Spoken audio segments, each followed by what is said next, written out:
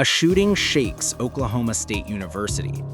In a tragic incident that has sent shockwaves through the campus and the nation, a shooting occurred overnight at Oklahoma State University, leaving at least 3 people injured during what is being described as a chaotic and devastating event.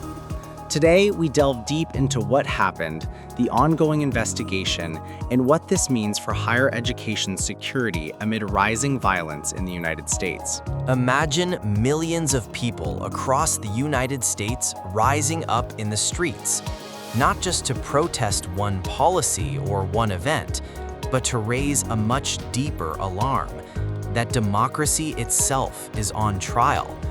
Tonight, we dive into one of the most explosive developments of 2025, the nationwide No Kings movement, and the surreal reaction from the highest levels of government. At the center, Donald Trump, and a video that challenges the boundaries between political theater and authoritarian symbolism. What's happening, why it matters, and why the world is watching. Let's get into it.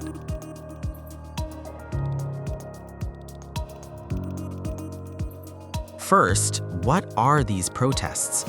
In June of 2025, a major mobilization took place under the banner of No Kings protests. Protesters in thousands of locations across the U.S. gathered to express alarm at what they described as an increasingly authoritarian trajectory in U.S. governance. Fast forward to October 18, 2025, the second major wave of these protests.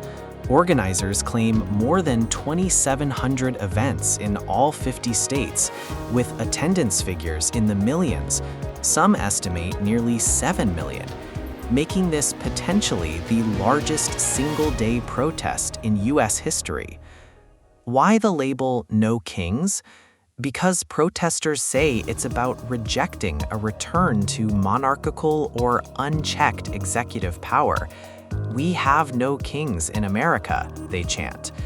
They are drawing a direct connection between executive behavior, militarized deployments, federal overreach, and what they see as erosion of democratic checks and balances. These demonstrations were largely peaceful, highly creative, with costumes, slogans, street theater, yet laden with serious intent, defending First Amendment rights, resisting perceived drift toward autocracy. To understand the buildup, we need to examine the broader context.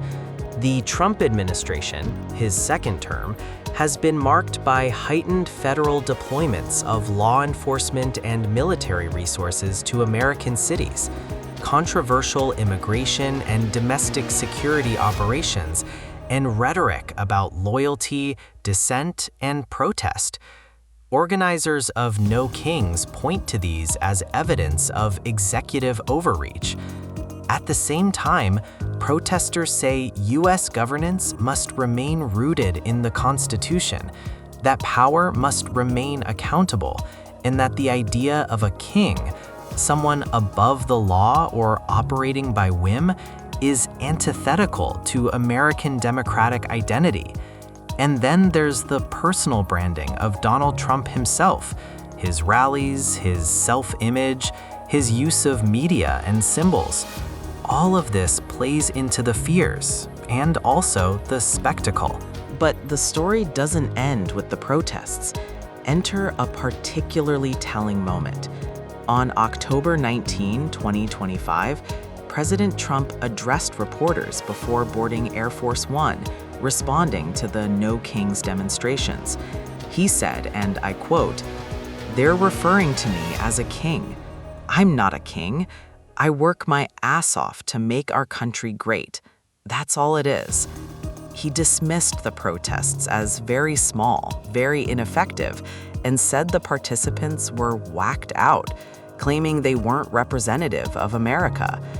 He also suggested that the protests were paid for by Soros and other radical left lunatics.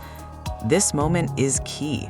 The leader under fire denies the premise of a monarchical mindset, but couples his denial with aggressive language and dismissal of dissent. But then the scenario takes a surreal turn. On the same weekend of the protests, Trump posted an AI-generated video to his social platform, Truth Social, in which he appears wearing a crown, piloting a jet labeled King Trump, and dumping brown sludge over crowds of protesters in a cityscape resembling Times Square. The clip is accompanied by Kenny Loggins' Danger Zone and is clearly a provocative satirical statement, but one that raises serious questions about symbolism, power, free speech, and political theater. In the video, what is the message? Mockery, yes, but what does it signal to citizens and to world watchers?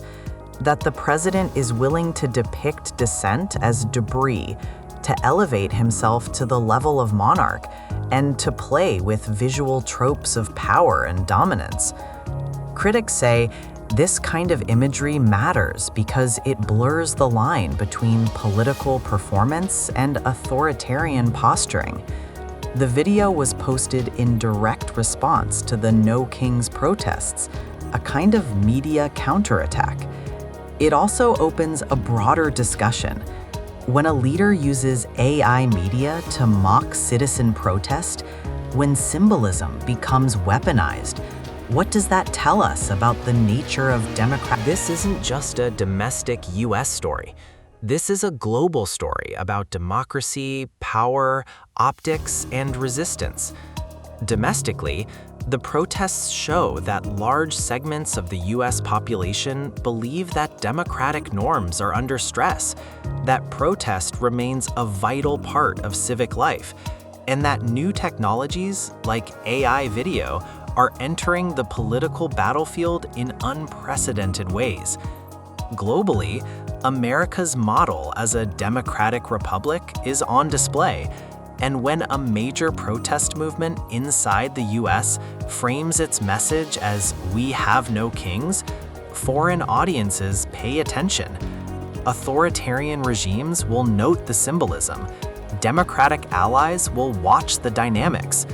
If America starts looking more like a spectacle of power than a partnership of citizens and institutions, that has ripple effects abroad. Moreover, the use of AI-generated media for political messages brings in questions of truth, disinformation, and media literacy. When the leader of a major power posts a dramatized, surreal video mocking protesters, are we entering a post-factual era of political imagery? What happens to trust, to dissent, to free press? The response from political leaders has been mixed. Some, like House Speaker Mike Johnson, RLA, called the protests Marxist, anti-American, and accused them of being political theater for the Democrats. He said they were part of a broader ideological assault rather than grassroots civic expression. On the flip side, protest organizers emphasize that this is about democracy versus dictatorship, about keeping power in check. The movement draws support from civil rights organizations, local activist groups, and thousands of local actions. Media analysts note that even though the protests were peaceful and creative, many participants expressed a sense of powerlessness. The numbers are huge, but the tipping point hasn't been reached, said one observer. And when the president himself says, "I'm not a king," while posting images of himself wearing a crown, that paradox becomes a subject of global scrutiny.